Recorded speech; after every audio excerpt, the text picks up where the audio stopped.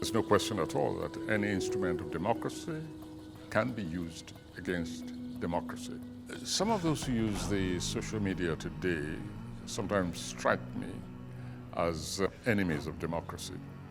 There's no question at all that we have among them those who are truly villainous purveyors of information, negatively selective, that in fact they destroy what we have come to regard as the very structures, the pillars of democracy.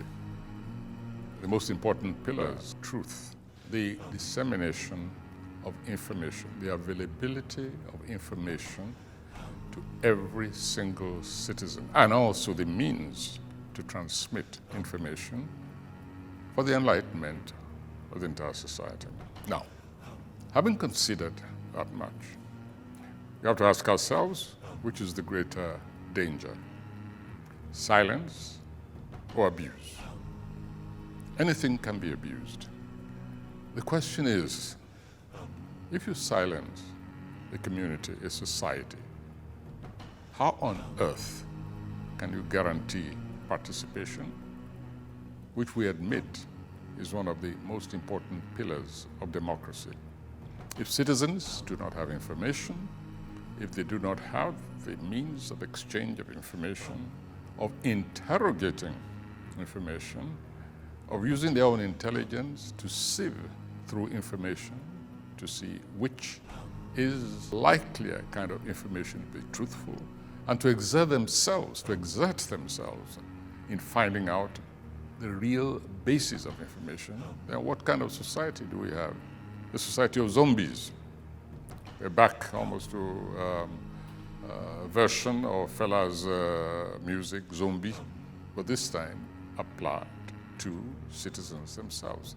So there has to be absolute freedom of information, of exchange of ideas, in spite of the perils.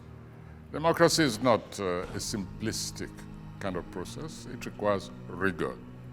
It requires, I keep emphasizing, citizen information, as citizen participation. It can only be based on freedom of information, of exchange, of opinion. Democracy requires a platform of free exchange.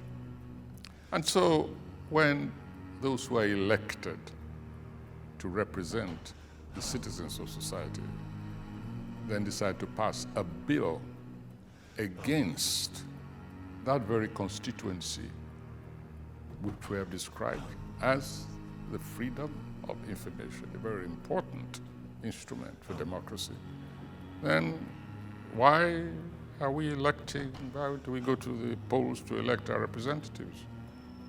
Because those representatives are acting against us by trying to muzzle opinion, trying to limit information, trying to license information.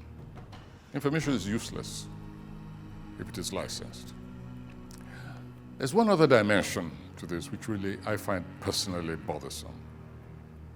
How can you decree capital punishment for exercising, quote unquote, a God-given right, which is freedom of speech? We were not born in silence. We were born with the facility of speech. And speech is supposed to be the conveyance of the realities of life as we see, as we experience that life. And the freedom of speech is supposed to monitor the activities, the policies, the intents, the execution of policies of those who are elected to represent the citizens in any kind of assembly. So it's not just ridiculous, it's pernicious that any bill should be passed by representatives of people against their own interest, against their own freedoms, one of the most basic of which is speech. And to go so far as to decree capital punishment for any form of speech which they happen to find unpalatable injurious to your own self-esteem, their own ability to be re-elected, is for me not just an act of treachery, it's an act of treason. It's a treasonable form of conduct against the people who ultimately constitute their own sovereignty. So I insist that the people of this nation, or anywhere indeed, watch their backs very carefully about what their representatives actually plan, quote unquote, in public interest, as most dangerous expressions, in public interest. We have to examine exactly which public they're talking about. One and all, the expression is the price of democracy is eternal vigilance.